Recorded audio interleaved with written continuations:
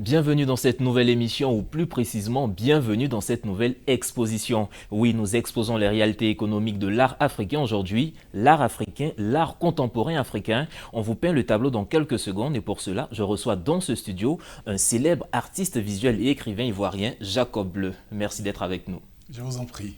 Et à nos côtés dans ce studio, Suzanne Vogel, vous êtes responsable de la prestigieuse galerie d'art, la galerie Cécile Fakory. Merci d'être avec nous. Merci à vous. Alors dans quelques instants, nous allons parler de l'évolution du marché de l'art africain. Mais l'art africain, comment est-ce qu'on pourrait définir cet art? C'est quoi l'art africain? L'art africain, déjà, il faut distinguer deux grands ensembles. Et il y a l'art d'un point de vue traditionnel, qui est fait habituellement dans nos villages, dans nos contrées, à partir des sculptures, qui sont une sorte de production liée au fonctionnement de la société. Voilà, parce que chez nous, on ne fait pas de l'art juste pour de l'art. Lorsqu'on fait des sculptures, c'est destiné à des rites, c'est destiné à une certaine fonctionnalité. Et puis, il y a ce que nous faisons aujourd'hui, nous, en tant qu'artistes contemporains, qui est un peu un dérivé de ce que l'Occident nous a appris, parce que nous avons fait les beaux-arts. Donc, on essaie, à notre façon, de retranscrire un certain nombre d'expressions, des choses que nous ressentons, notre vision du monde et notre façon de concevoir la vie à travers nos créations. Et donc là, c'est beaucoup plus dans un esprit d'expression et non pas forcément de fonctionnalité comme cela se fait dans la tradition. Justement, vous, Suzanne, quand vous recevez ces pièces, ces chefs-d'œuvre que vous avez au niveau de la galerie, qu'est-ce qui fait la particularité de ces pièces africaines? C'est quoi la particularité de l'art africain? Alors moi, j'aurais tendance à ne pas forcément répondre à cette question parce que je ne sais pas si on peut trouver une unité esthétique à l'art africain. L'Afrique, déjà, c'est quand même 54 pays. L'art contemporain, en plus, c'est très diversifié. Nos artistes ont des histoires très différentes. Ils viennent pas forcément tous de la Côte d'Ivoire, pas forcément tous du Sénégal. Ils ont des histoires très différentes. Alors évidemment, ils sont tous ancrés, ils ont tous une histoire avec l'Afrique. Et évidemment, ils sont forts et riches de cet ancrage et de cette histoire. Mais je dirais que leur geste commun, c'est de vouloir aller au-delà de cette histoire, de vouloir aller ailleurs, de s'ouvrir, et donc en fait d'aller au-delà de l'Afrique. Et c'est aussi pour ça que cet art commence à avoir une résonance aujourd'hui dans le monde et en dehors de l'Afrique. C'est bien parce qu'il parle à d'autres qu'aux Africains. Et justement, ce marché, cet art, comment est-ce qu'il a évolué, on va dire, ces 10 dernières années? Bon, il évolue très bien parce que au départ, il faut dire qu'il y avait déjà des difficultés au niveau de ceux qui doivent diffuser cette forme d'expression-là, donc les galeries d'art. Donc nous avons par exemple aujourd'hui avec la galerie Cécile Fakory un certain nombre de galeries, mais à l'époque on n'en avait pas assez. Parce que le marché, il est quand même constitué d'un certain nombre d'éléments dont il faut tenir compte. Donc les marchands, où nous avons des galeristes, des promoteurs, ainsi de suite. Et puis autour d'eux, on a des critiques d'art, des collectionneurs, et puis le public éventuellement. Donc de plus en plus, nous avons un public.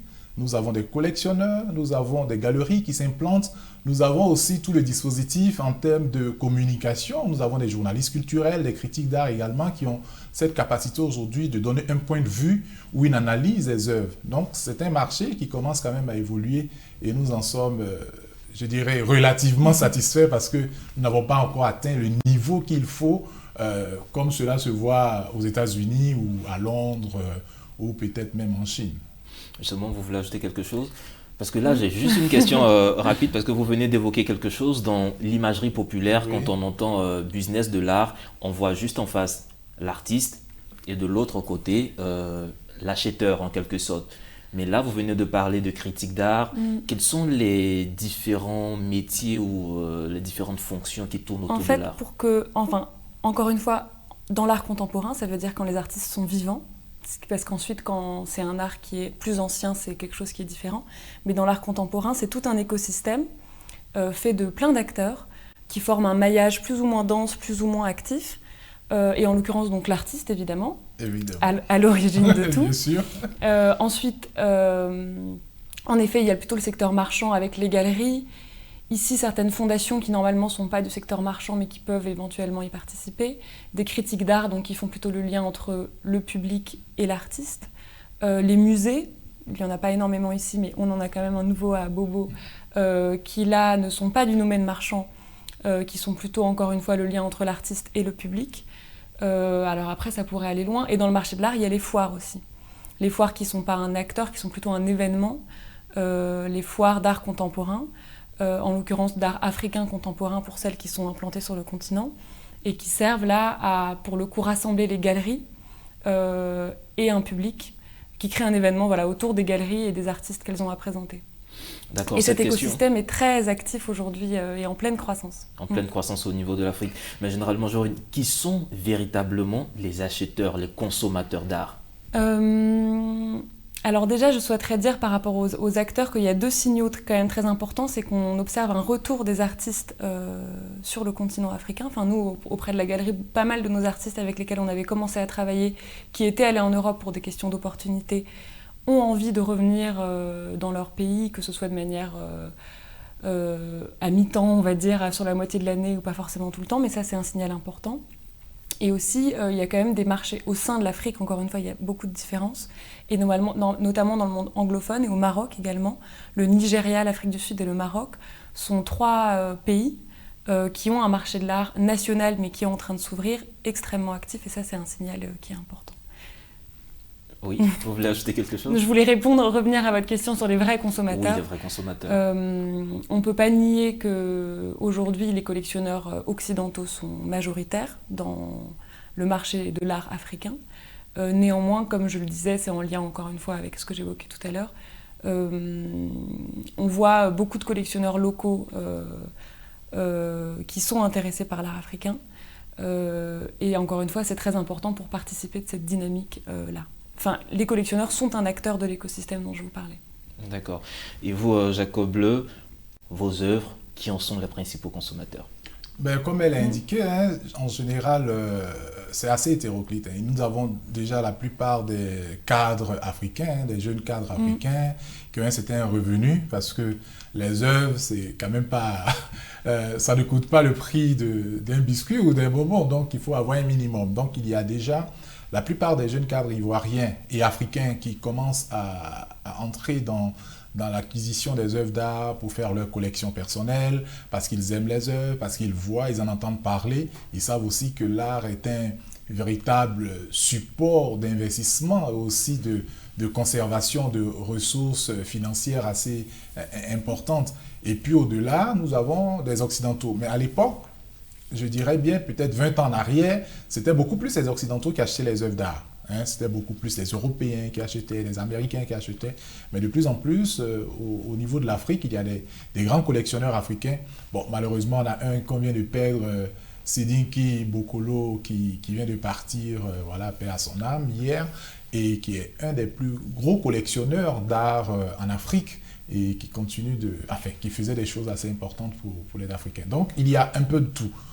La seule différence, c'est que c'est surtout au niveau des revenus moyens, au niveau des possibilités que les gens peuvent avoir en termes de ressources pour pouvoir acheter les œuvres. Sinon, il y en a de toutes parts et de tous horizons. Justement, vous avez donné un nom tout à l'heure, c'est une personnalité qu'on voulait saluer, Sindika Bokolo. Il y a aussi en Côte d'Ivoire Madame Bénédicte Janine Kakou, qui est aussi grande collectionneuse d'art. Et quand on a regardé un peu sur le continent africain, le plus grand collectionneur au niveau de l'Afrique de l'Ouest, ça a été un peu surprenant, mais c'est un Nigérian. Un Nigérian du nom de Omola Yemisi. Je ne sais pas si vous avez entendu parler ou s'il est venu à une de vos expositions, mais il possède à lui seul plus de 7000 œuvres dans sa collection privée. Wow. Donc c'est dire déjà qu'il y a quelque chose comme ça qui se fait au niveau des collectionneurs et des consommateurs. Mais justement, le prix de vos œuvres, vous avez dit les prix, c'est pas quand même des prix de petits biscuits. Comment les artistes ou comment vous, en tant que galerie, vous fixez les prix de vos œuvres? Bon, les prix des œuvres... il y a un certain nombre de paramètres quand même. Il faudrait que l'artiste qui présente ses œuvres ait une certaine expérience, ait une certaine cote, et la cote aussi, bon, ça se discute quelquefois. Et puis, il faudrait qu'il y ait une certaine motivation ou mobilisation autour de l'artiste. Et ça aussi, ça peut se créer avec la communication, avec tout le dispositif dont on a parlé. On sait qu'on a écrit sur l'artiste, il y a eu plein d'éléments assez importants qui présente la valeur de ces créations. Et puis plus loin, il y a des facteurs un peu comme le décès d'un artiste qui fait que quand il part, on sait qu'il ne peut plus créer, il ne peut plus faire d'autres œuvres d'art. Du coup, les prix peuvent flamber. On a eu le cas avec Basquiat quand il est décédé en 1988. Ces œuvres qui étaient à 30 000 $ se sont retrouvées pratiquement à 100 000 $ dans les 2-3 mois qui ont suivi. Aujourd'hui, c'est à des millions. Voilà, donc il y a un certain nombre de facteurs quand même. Et puis, le lieu où les artistes exposent. Quelqu'un qui les expose au coin de la rue, quelque part un carrefour à Cocody ou à Makori, ne peut pas venir vendre des pièces qu'ils vendent au coin de la rue à des millions. C'est vrai qu'après, il y a eu le street art où les gens sont sortis de la rue et les œuvres sont entrées en galerie. Voilà, mais il y a toujours quand même tout un dispositif, donc la cote de l'artiste, l'expérience de l'artiste, tout le schéma communicationnel et valorisation de son travail, et puis l'environnement dans lequel il expose. Galerie, est-ce qu'il a fait des musées, est-ce qu'il a participé à des salons importants, des foires d'art importantes, ainsi de suite. Donc, il y a tout ce schéma-là qui font que, bon, à un moment donné, l'œuvre de l'artiste peut prendre de la cote, peut prendre de la valeur, et puis lorsqu'il y a aussi de la demande, voilà, parce que c'est comme tout marché, l'offre et la demande. Lorsque quelque chose est beaucoup recherché, on peut évaluer à un certain niveau plus important.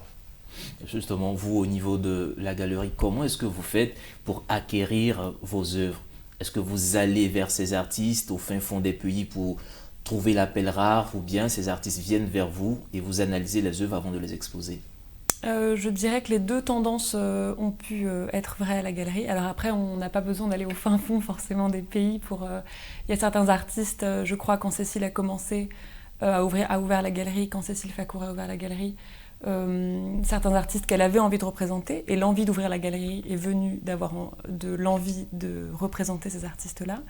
Et ensuite, après, avec les années, la galerie ayant aussi plus de visibilité, certains artistes viennent vers nous avec des propositions qu'on évalue. Et nous, en fait, quand on commence à représenter un artiste, ce qu'on appelle représenter un artiste, justement, c'est typiquement travailler sur sa cote, ça veut dire s'assurer qu'il ait des expositions dans des lieux importants, qu'il voyage aussi dans différents endroits du monde, qu'il ait évidemment une bonne visibilité auprès des collectionneurs, que des gens écrivent sur son travail. Et donc, on accompagne vraiment les artistes là-dedans, dans ce processus-là. Donc, c'est un travail qui est important.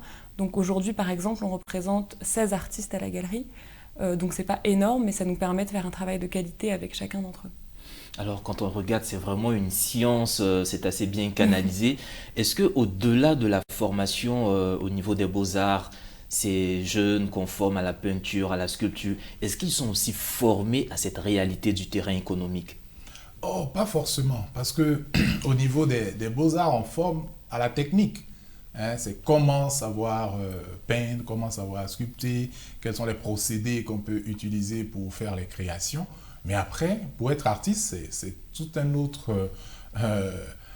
je dirais c'est tout autre chose, hein, parce que ce n'est pas tous ceux forcément qui ont fait les beaux-arts qui deviennent artistes. L'artiste, c'est d'abord en soi. Il y a des gens qui ont le don, qui ont les capacités de créer, de s'exprimer avec l'art, ainsi de suite. Maintenant, moi à l'époque, lorsque j'enseignais dans certaines écoles d'art ici, je faisais l'effort quand même de donner quelques b.a.-ba au niveau du marché de l'art pour pousser nos jeunes à entreprendre après, parce que tout le monde ne devient pas forcément professeur. Le drame que nous avons dans nos écoles ici, c'est que comme il n'y a pas de sécurité ou de garantie après la formation, tout le monde s'engouffre dans l'axe pédagogique pour devenir professeur de collège ou de lycée. Malheureusement, après, quand les emplois du temps des milliers d'élèves les envahissent, ils n'arrivent plus à travailler, ils n'arrivent plus à créer. Donc, il est important quand même qu'on leur apprenne l'entrepreneuriat, qu'on leur apprenne le marché de l'art, ne serait-ce que des rudiments. Hein. Le marché, c'est quoi? Qu'est-ce qu'il y a dans le marché? Tout à l'heure, on parlait de galeries, on parlait de collectionneurs, on parlait de tout le système qu'il y a autour avec des critiques d'art, même des revues et des journalistes et tout ça, et tout ce qu'il y a comme foire, comme salon, comme festival autour des arts. Il faudrait qu'ils aient ces notions-là, parce que cela manque quelquefois. Malheureusement, ça ne s'enseigne pas aux beaux-arts, parce que c'est tout un domaine et bon, nous espérons que avec des émissions pareilles, les gens pourront comprendre et savoir qu'il y a des choses à faire. On espère que les choses vont évoluer. Vous parlez tantôt de foires, d'expositions. Comment se comportent justement les œuvres d'art africaines, l'art contemporain africain, au niveau des grandes expositions, au plan international même? Alors l'art africain et contemporain africain a bénéficié d'un vrai mouvement de reconnaissance récemment. Et je sais que sur le marché de l'art international, l'art africain est vraiment, j'allais appeler ça une mode. J'espère que ça ne sera pas qu'une mode, mais aujourd'hui, c'est sûr qu'il y a une tendance à regarder du côté de l'Afrique, à regarder du côté de l'art africain, aussi parce que, même si les prix évidemment en soi sont élevés, comparés à certaines œuvres d'art non africains, les œuvres d'art africains sont encore un peu sous-cotées. Donc sont des investissements, si on voit ça comme ça, intéressants pour certains collectionneurs au niveau international. Et de manière peut-être moins pragmatique, l'art africain, comme je le disais tout à l'heure, parle en fait aussi beaucoup en dehors de ses frontières, à d'autres ailleurs, quoi. Il y a des résonances qui se créent qui sont très fortes. Et ensuite, donc, il y a un vrai intérêt au niveau du marché de l'art et au niveau des institutions aussi, plutôt publiques. Donc, par exemple, en France, les musées, il y a des grandes expositions qui se créent. Et il y a vraiment aussi un mouvement de redécouverte de l'art africain qui avait pu être cantonné justement à l'art traditionnel que vous évoquiez tout à l'heure. Et là, on redécouvre un art moderne africain, un art contemporain africain. Et je pense que c'est vraiment important. Et qu'est-ce qui explique un peu ce regain d'intérêt pour l'art africain? Le regain, il faut dire qu'au niveau de l'Afrique, nous avons encore un certain nombre de ressources importantes. Nous avons encore nos musiques, nos danses, nos traditions, nos masques et tout ça, qui sont des ressources dans lesquelles les artistes vont puiser quelquefois pour créer des choses qui sortent de l'ordinaire.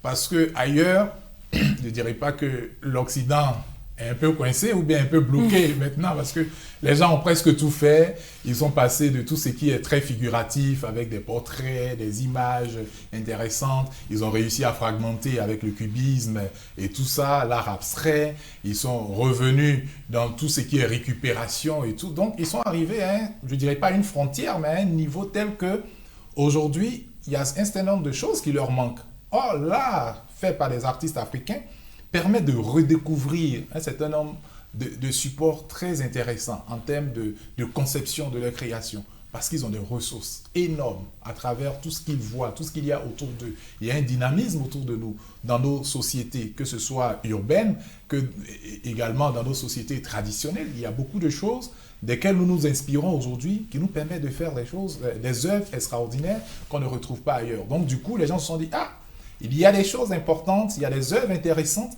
vers lesquelles il faut se tourner, parce que les gens, ils arrivent à s'exprimer, mais de façon indéfinie, parce que nous avons de bonnes bases sur lesquelles nous pouvons nous appuyer pour faire des créations. Et surtout, c'est de qualité. Et en plus, les artistes africains, en général, ont aussi fait des écoles d'art, donc des écoles de beaux-arts. Donc, ils ont la technicité que l'Occident a. Et en plus de cette technicité-là, ils ont des bases et des ressources importantes de leur culture, de leur tradition, de leur environnement qu'ils exploitent très bien, je pense. Alors ça, c'est juste une petite question qui me revient comme ça. Tantôt, on parle des sportifs. Il paraît que le sport n'est pas assez développé sur le continent. On se demande, est-ce que les sportifs arrivent à vivre de leur passion, le sport? La question, est-ce que les artistes arrivent à vivre de leur passion ici en Afrique? C'est quand même relatif. Lorsque tu es reconnu, que tu as une certaine corde et que tu as de bonnes ventes dans des galeries ou dans des événements prestigieux, il est évident qu'il y a un minimum de revenus que tu as qui te permet de vivre. Mais au-delà de ça, dans la grande majorité, c'est encore assez moyen en termes de revenus et souvent inexistant pour d'autres. Parce que ce qui est regrettable aussi ici, c'est qu'il n'y a pas de véritable soutien à la création. Il n'y a pas de véritable soutien aux initiatives artistiques et culturelles. Il n'y a pas suffisamment également d'événements qui puissent valoriser les artistes. Tout à l'heure, on parlait des foires Expo. On parle aussi des salons, des grands festivals. Mais nous n'en avons pas. Or, c'est à ce genre d'événements que les collectionneurs arrivent parce que les gens veulent découvrir de nouveaux talents. C'est à ce genre d'événements que des grands médias viennent pour mettre en évidence un certain nombre de créateurs. il y a ce maillon-là de diffusion qui nous manque encore et qui fait que nos artistes n'ont pas suffisamment de visibilité. Et lorsqu'on n'a pas de visibilité, c'est évident que les gens ne vont pas vers nous. C'est comme en publicité. Le produit qu'on présente toujours, c'est vers ce produit-là que les gens partent. Et malheureusement, c'est ce qui fait défaut au niveau des artistes africains et surtout du marché de l'art en Afrique. Alors, vous, comment est-ce que vous arrivez, vous essayez de combler ce vide? Comment vous essayez de promouvoir ces artistes réellement? L'idée, moi je suis tout à fait d'accord avec Jacob Bleu, et en fait ça crée une grande polarisation, ça veut dire qu'il y a quelques noms qui vont être très connus, et ensuite pour tout le reste, il n'y a pas de classe moyenne, on va dire, un peu des artistes, quoi. C'est soit ceux qui réussissent très bien, soit ceux qui n'y parviennent pas. Et nous, l'idée, c'est justement, auprès de nos artistes, c'est déjà de consolider leur carrière, c'est-à-dire, parce qu'il y a aussi parfois le risque pour un artiste d'être pris par le marché de l'art, entre guillemets. C'est-à-dire que ces ventes vont très bien se passer pendant un moment, mais en fait, si derrière, il n'y a pas de consolidation, ça veut dire que ces œuvres ne sont pas effectivement acquises par des institutions, par des musées, par des fondations, s'il n'y a pas de publication autour de son travail, s'il n'y a pas une reconnaissance un peu durable, ça risque potentiellement... la bulle créée risque de se dégonfler rapidement. Donc nous, notre volonté, c'est vraiment de consolider la carrière d'un artiste, de le rendre visible en Europe, en Occident, mais aussi le plus possible sur le continent africain. En le proposant à des foires, justement, en organisant des expositions de qualité au sein des galeries, des expositions personnelles au sein de nos espaces, à Abidjan ou à Dakar, à Paris aussi récemment, en publiant également des choses sur eux. On est aussi une maison d'édition en quelque sorte, on publie des catalogues d'expositions avec des textes de critiques, de philosophes, d'intellectuels. Donc l'idée c'est vraiment d'essayer de faire un peu de tout, d'essayer de rassembler tous les ingrédients pour que la carrière de l'artiste soit non seulement en croissance, mais une croissance saine. Ça veut dire qu'il soit solide. Que ça dure dans le temps. Exactement. Ça dure dans le temps. Justement, là, j'aimerais revenir. Par exemple, quand vous prenez un artiste, vous représentez un artiste, est-ce qu'il arrive souvent des fois où vous lui commandez des œuvres? Alors, il y a différents modes de fonctionnement. Je crois que certaines galeries achètent les œuvres, en fait, préachètent les œuvres pour ensuite les revendre. Nous, on ne fonctionne pas comme ça. En fait, la galerie vend les œuvres et c'est sur la vente qu'il y a un partage des profits entre l'artiste et la galerie. Voilà, donc non, nous on ne fonctionne pas comme ça. Alors très rapidement, nous tirons vers la fin de cette émission, mais rapidement, si vous aviez une astuce, une solution, qu'est-ce qu'il faut pour impulser un véritable développement économique au niveau de l'art en Afrique?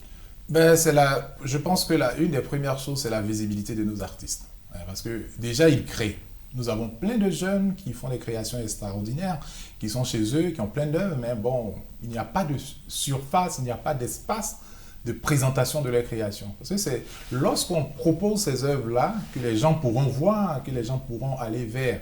Donc les galeries, déjà, font un travail extraordinaire, mais il faut davantage de galeries, il faut davantage d'espace de diffusion des créations. Il faut, comme je l'ai indiqué là, faire en sorte qu'il y ait des événements majeurs. En Côte d'Ivoire, c'est dommage, nous avons l'une des plus grandes écoles d'art au monde, l'INSA qui est là, c'est presque une université, parce que nous avons tout à l'intérieur. Mais malheureusement, nous n'avons rien comme support de diffusion de nos créations. Nous venons d'avoir un musée d'art contemporain à Abobo, à Damantonkara, c'est déjà salutaire, mais il faut aller plus loin. Il faut aller plus loin et faire aussi en sorte que l'État même s'investisse dedans, par le mécénat d'État. Fait des acquisitions des œuvres d'art. À Dakar, pendant la période de confinement, l'État a décidé d'acheter des œuvres aux artistes pour les soutenir. Mais ces œuvres achetées peuvent permettre après de décorer l'administration, les halls, les bureaux, les institutions, et puis constituer éventuellement un fonds muséal du patrimoine culturel et artistique du Sénégal. Et ça, il le faut aussi chez nous ici. Soutenir la création, faire en sorte que les artistes puissent vivre ne serait-ce que décemment de ce qu'ils font, aider aussi les entreprises dans les projets de défiscalisation pour ceux qui soutiennent la création, pour que les entreprises aussi, les grandes boîtes puissent soutenir les créateurs, aider les artistes et les accompagner dans leur création. Aider les artistes, les accompagner. Suzanne Vogel. des Oui, prescriptions. tout à fait. Je dirais que je suis assez d'accord sur l'idée que le maillage, en tout cas des acteurs, n'est pas encore tout à fait assez dense. Encore une fois, je pense, parlons surtout de la Côte d'Ivoire, parce qu'après les situations sont trop différentes. En effet, que le public devrait, l'acteur public, donc en l'occurrence l'État, devrait s'intéresser davantage à l'art et reconnaître en l'art et la culture un outil politique, économique majeur. Et après, je dirais aussi évidemment une sensibilisation auprès du public et auprès de collectionneurs potentiels pour faire comprendre aussi qu'il ne faut pas que l'histoire se répète en quelque sorte et que les œuvres d'art africains continuent à sortir du continent comme une sorte d'hémorragie, comme ça a été le cas pour les arts traditionnels. Et il faut que dans 50 ans, on puisse voir des œuvres d'art africains en Afrique et pas seulement en Europe et aux États-Unis.